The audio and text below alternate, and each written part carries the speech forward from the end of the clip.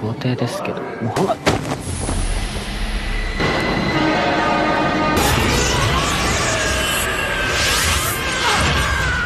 Melintasi lika-liku Tokyo Revengers, menggali kedalaman karakter Miki. Apakah kamu pernah merasakan getaran aksi yang epik dan kecemerlangan dramatis dari sebuah film? Tunggu sampai kamu meresapi lapisan-lapisan kompleks karakter Miki, pemimpin geng yang menghadirkan lebih dari sekedar kekuatan fisik. Dalam video esai Tokyo Revengers ini, kami mengupas secara mendalam karakter Miki, mengungkapkan lapisan-lapisan batinnya yang kuat dan rapuh. Dengan memanfaatkan teori semiotika dan simbolisme dalam sinema, saksikan video esai kami hingga detik terakhir dan temukan kekayaan makna di balik lika-liku Miki. Jangan lewatkan kesempatan untuk memahami lebih dalam tentang perjalanan pencarian jati diri yang epik dalam sinema modern. Ayo, mari kita mulai.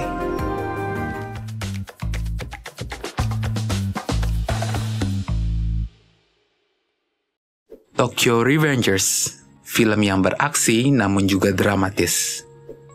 Tokyo Revengers adalah film aksi ilmiah Jepang tahun 2021 yang disutradarai oleh Tsutomu Hanabusa dan ditulis bersama oleh Izumi Takahashi.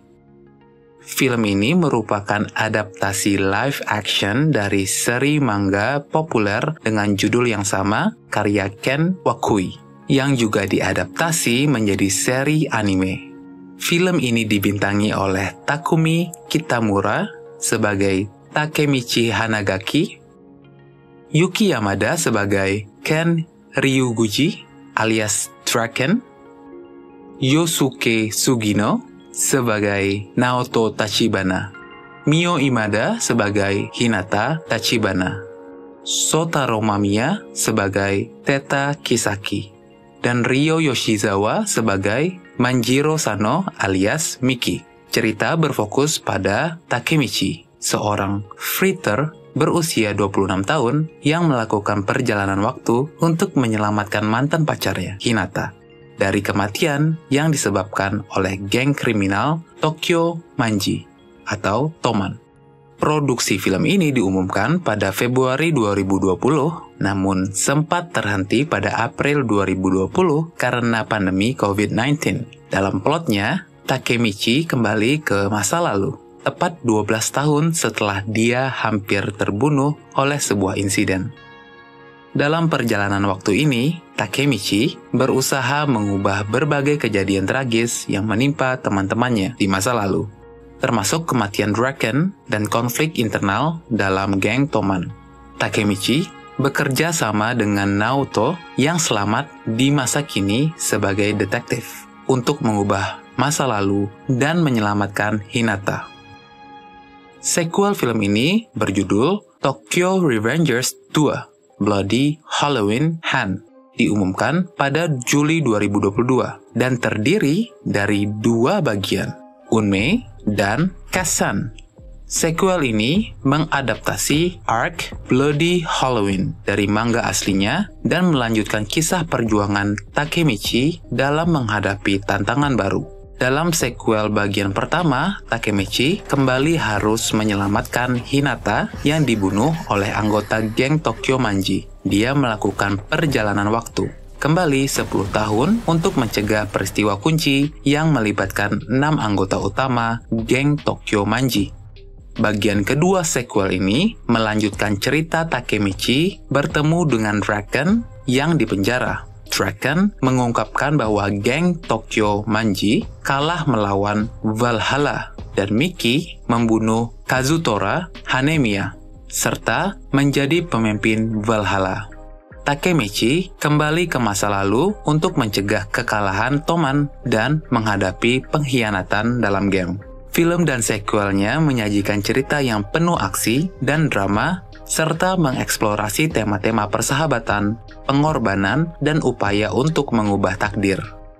Pemeran baru dalam sequel ini termasuk Kento Nagayama, Nijiro Murakami, dan Mahiro Takasugi.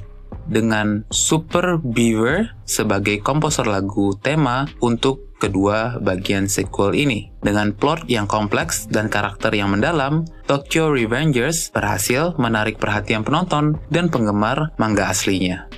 Plot Tokyo Revengers Bloody Halloween 2023. Bagian pertama, Unmei. Dalam bagian ini, Takemichi kembali ke masa lalu untuk menghadapi ancaman baru setelah kematian Hinata, yang kembali terjadi di masa depan. Kali ini, dia kembali 10 tahun ke belakang dan mendapati bahwa keenam pendiri geng Tokyo Manji memiliki peristiwa kunci yang menguji persahabatan mereka. Hinata terbunuh di depan mata Takemichi, memaksa dia untuk sekali lagi mencoba mengubah masa lalu demi menyelamatkan nyawa kekasihnya. Takemichi harus menghadapi geng Tokyo Manji dan mencegah peristiwa kunci yang menyebabkan perselisihan di antara mereka. Konflik ini melibatkan pertarungan internal dan pengkhianatan yang mengancam persatuan geng. Bagian kedua, Kassen. Cerita berlanjut saat Takemichi kembali ke masa lalu dan mendapati bahwa geng Tokyo Manji telah kalah melawan geng Valhalla dan Miki telah membunuh Kazutora Hanemiya serta menjadi pemimpin Valhalla. Takemichi merasa terguncang oleh kabar ini dan meyakinkan Naoto untuk mengirimnya kembali ke masa lalu. Kembali ke 10 tahun yang lalu, Takemichi mencoba membujuk Keisuke Baji untuk kembali ke geng Tokyo Manji. Meskipun Baji sudah memutuskan untuk tinggal di Valhalla, pertarungan antara Tokyo Manji dan Valhalla tetap terjadi. Takemichi menyadari bahwa ada satu orang yang harus dia awasi, Teta Kisaki, yang diduga akan berkhianat terhadap Miki untuk memecah belah geng. Takemichi berusaha keras untuk mencegah pengkhianatan Kisaki dan menyatukan kembali teman-temannya. Dia menghadapi banyak rintangan dan konflik, tetapi tekadnya untuk menyelamatkan Hinata dan teman-temannya tidak pernah surut. Lika-liku Miki. Manjiro Sano, lebih dikenal sebagai Miki, adalah salah satu karakter sentral dalam film Tokyo Revengers. Sebagai pemimpin geng Tokyo Manji, Toman, Miki adalah sosok yang karismatik, kuat, dan memiliki pengaruh besar terhadap teman-temannya dan jalannya cerita. Namun, di balik kekuatannya, Miki adalah karakter yang kompleks dan berlapis, terlibat dalam pencarian identitas diri yang mendalam.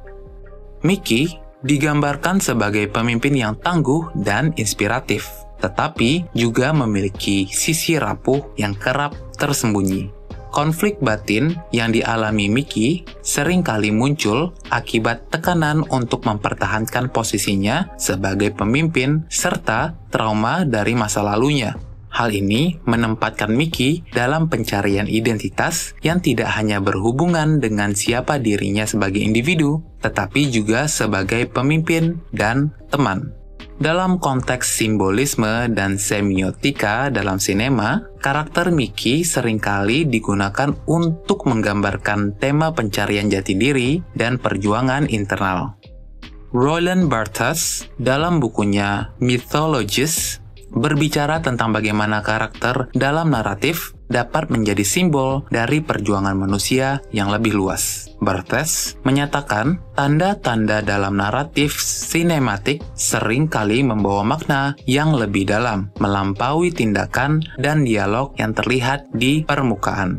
Barthes, 1972. Miki adalah contoh sempurna dari ini. Kekuatan dan kelemahan Miki dapat dilihat sebagai simbol dari perjuangan banyak individu untuk menemukan keseimbangan antara ekspektasi eksternal dan kebutuhan internal. Dalam banyak adegan, ekspresi wajah Miki, dialognya, dan tindakannya memberikan wawasan tentang konflik batinnya. Misalnya, ketika Miki menghadapi kematian sahabatnya atau pengkhianatan dalam geng. Penonton dapat melihat kerentanan dan rasa sakit yang mendalam di balik fasad kuatnya. Selain itu, Miki juga mengingatkan kita pada karakter lain dalam sinema yang mewakili pencarian identitas diri. Salah satu contoh yang relevan adalah karakter Tyler Durden dalam Fight Club.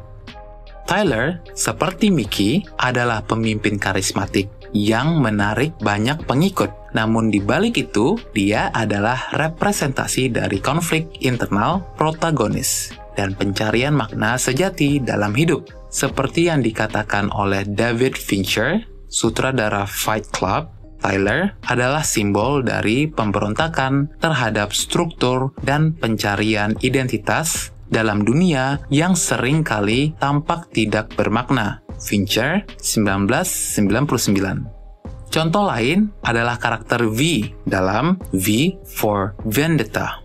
V adalah simbol perlawanan dan kebebasan, tapi juga menggambarkan pencarian identitas setelah trauma dan kehilangan. Seperti Mickey, V menggunakan kekuatannya untuk melindungi orang lain, tetapi juga menghadapi pertanyaan mendalam tentang siapa dirinya sebenarnya di balik topeng yang dia kenakan.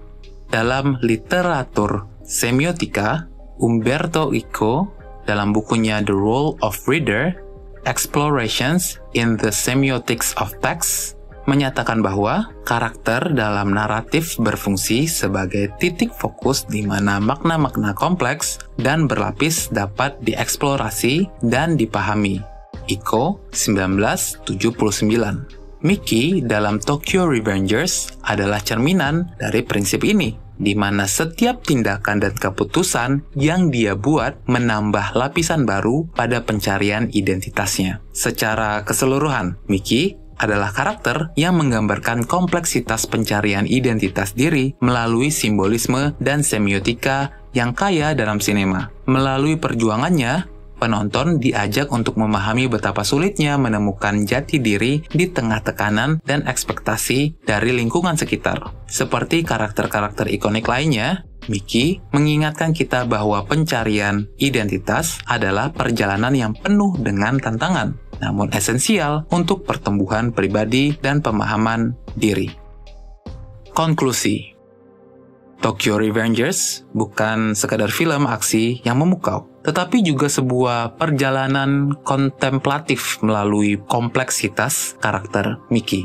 Pemimpin geng Toman, dalam penelusuran mendalam karakter ini, kita disuguhkan dengan gambaran yang kuat dan rapuh sekaligus, mengungkapkan perjalanan batinnya yang syarat dengan konflik. Dalam dunia sinema, karakter seperti Mickey seringkali menjadi simbol dari perjuangan manusia untuk menemukan jati diri di tengah tekanan dan ekspektasi. Dengan menggunakan teori semiotika dan simbolisme, Tokyo Revengers mengajak penonton untuk merenungkan betapa sulitnya menjaga keseimbangan antara eksternal dan internal, sekaligus menggali makna dalam pencarian identitas yang mendalam. Seperti Mickey, karakter-karakter semacam Tyler Durden dari Fight Club atau V dari V for Vendetta juga menunjukkan bahwa perjalanan pencarian jati diri adalah bagian esensial dari kehidupan manusia yang penuh dengan lapisan-lapisan makna yang dapat dieksplorasi dan dipahami. Dengan demikian, Tokyo Revengers bukan hanya sekedar film, tetapi juga cermin dari perjalanan kita masing-masing dalam menghadapi tantangan hidup dan mencari makna sejati di dalamnya.